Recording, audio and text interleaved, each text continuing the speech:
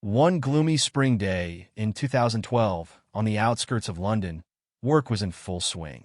The place was a building site in the Canary Wharf area, a myriad of machinery noisily rattling away, with voices of workers. The team of builders was working day by day on the construction of the new office building, which was to become another decoration of the business district of the capital. The morning turned out to be cool, and the workers, putting on warm jackets, started their duties. Among them was Alex, a young guy who had recently come to the construction site. He followed the orders of the brigadier zealously and tried to show himself from the best side. Working nearby was the experienced bricklayer John, who knew all the peculiarities of the construction business. His calloused hands skillfully put bricks, and the even wall of the future building was growing. Nearby, Mike was operating an excavator, digging the foundation pit deeper. Everything was as usual, but then something unexpected happened. Alex, going down into the pit to check the level of groundwater, heard some strange noise. At first, he thought he was imagining it, but the sound was repeated. The young builder stopped and listened. From the depths of the pit came a quiet whining. Alex decided to find the source of the sound and began to carefully go down the earthen slope. The lower it went, the clearer the sound became. Finally, Alex saw a small depression in the wall of the pit from where plaintive sounds were heard. He called his colleagues for help, and soon several workers gathered around the find. John, as the most experienced, took charge of the situation. He asked for a flashlight to get a better look at what was in the recess. When a beam of light fell on the source of the sound, the builders saw a small creature covered in a thick layer of dirt. The workers' first thought was that it was a puppy that had somehow ended up at a construction site. It looked scared and tired. His fur was clumped together with dirt, and his eyes were full of fear. The builders couldn't leave such a helpless creature in such a delicate situation. They decided to rescue him right away, even though it was a temporary suspension of work. Having learned about that situation, the brigadier was surprised but approved his subordinate's decision. Alex volunteered to go down into the hollow and get the animal. He approached cautiously, not to frighten him even more. The man tried to calm the trembling creature, stretching his hands out to him slowly. The puppy was recoiling first, but then, apparently understanding that they wanted to help him, allowed Alex to take him into his arms. The little builder carefully lifted the dirty lump and began his climb upstairs, where the other men were waiting for him. When Alex came out of the pit, everybody gathered around to see the puppy that had been rescued. It was so covered in mud that one could not determine what its rock was. The fur was stuck together in hard balls, and the little body shivered with fear and cold. John offered to take the cub he had found to the nearest veterinary clinic. Everybody agreed this would be best. Mike volunteered to take the car and drive the scared, dirty puppy. While Mike was getting the car ready, other workers tried to clean the animal at least a little from dirt. They brought water with old towels and carefully soaked the dried crust. The dirt, however, had eaten into his fur so much that it could not be removed without some kind of special product. At last, everything was finally ready to leave. Alex readily agreed to accompany the unhappy animal to the clinic. He carefully wrapped the trembling puppy in a clean towel and sat in the passenger seat of Mike's car.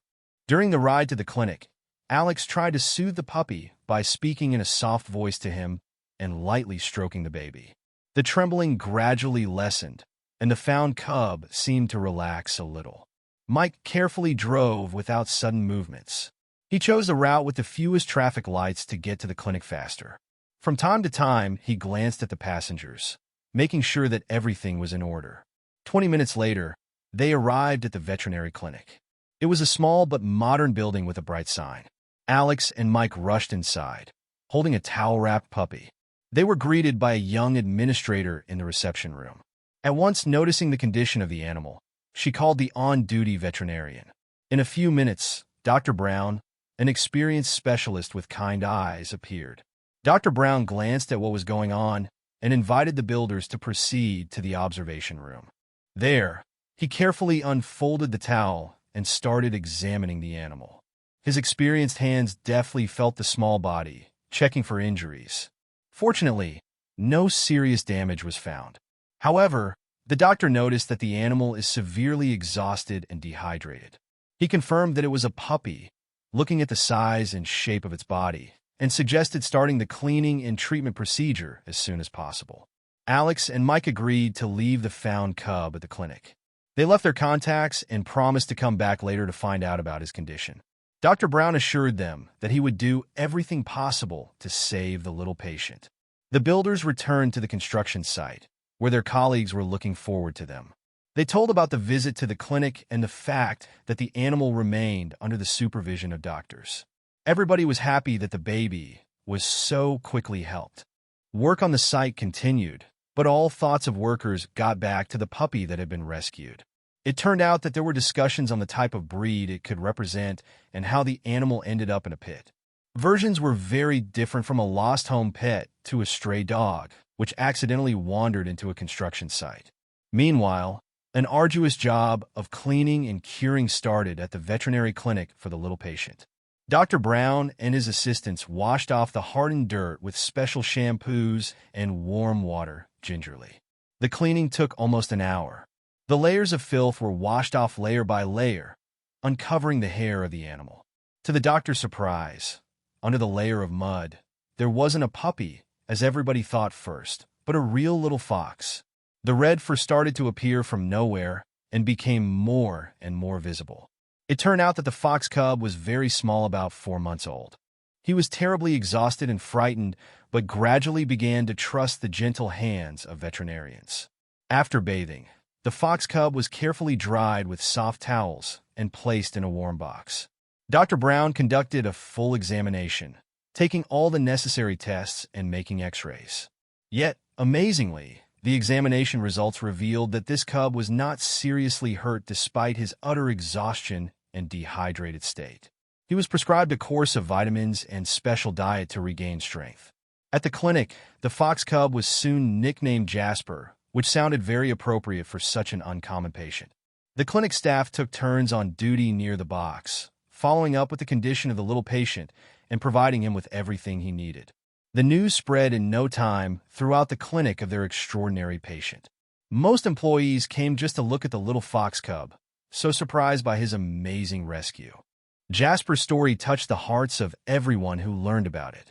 The next day, Alex and Mike came to the clinic to find out about the condition of the rescued animal. They were then astonished to learn that they had actually saved not a puppy, but a fox cub. Dr. Brown informed them about the work done and showed them photos of the transformed Jasper. The builders were pleased to find out everything was fine with the fox cub. They thanked the staff of the clinic for their care and asked them to keep them informed of the further treatment. Alex even offered to help with paying for the treatment if needed. Over the next few days, Jasper gathered strength. He was eating well and showing an increasingly keen interest in his surroundings. The veterinarians commented on how fast the fox cub is recovering. Meanwhile, local media was interested in the story of Jasper's rescue. They contacted the clinic and the construction company to get the details of the amazing rescue.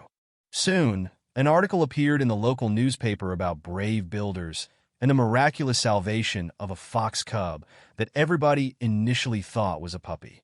The publication aroused great interest among readers. Many called the clinic, asking about Jasper's condition and offering their help. Some even expressed a desire to take the fox cub after recovery. However, Dr. Brown and his team believe that the best place for Jasper is in the wilderness. They started working on the plan how to rehabilitate the fox cub and then let it wild. To this end, the clinic contacted the local wildlife rehabilitation center. The specialists of the center agreed to take Jasper as soon as the treatment at the clinic was over and prepare him for life in the wild. The days in the clinic flew by quickly. He looked more and more like a healthy, active fox cub. Playful, curious, Jasper explored his box, was playing with toys brought to him by employees, and was eating food specially selected for him with great relish. The rehabilitation center was situated in a picturesque place outside the city, surrounded by forests and fields. Here Jasper had to stay for several months, preparing for an independent life in the wild. Fortunately, the cub adapted rapidly to the new conditions and showed excellent results in training. Jasper learned to look for food by himself, to protect himself from dangers, and to communicate with animals. His natural instincts, which were repressed during his stay in the city, are now fully revealed. The day came when the center's specialists decided that Jasper was ready to return to the wild. They selected a location deep in the forest, far from human habitation, yet teeming with natural food for the young fox. At first, Jasper eyed the forest warily and did not seem to want to venture into it at all. But then, nature took its course. Jasper became vigilant after he heard a noise in the forest. His ears pointed and his body tensed. The next instant he leaped from his bed and darted into the thicket, his red tail gleaming between the trees. As Alex watched the cub vanish in the depths of the forest, he grinned to himself, recalling how they had taken him for a puppy that afternoon at the building site. This little beast, which survived so many ordeals, was returning now to his home to the wilds where he should be.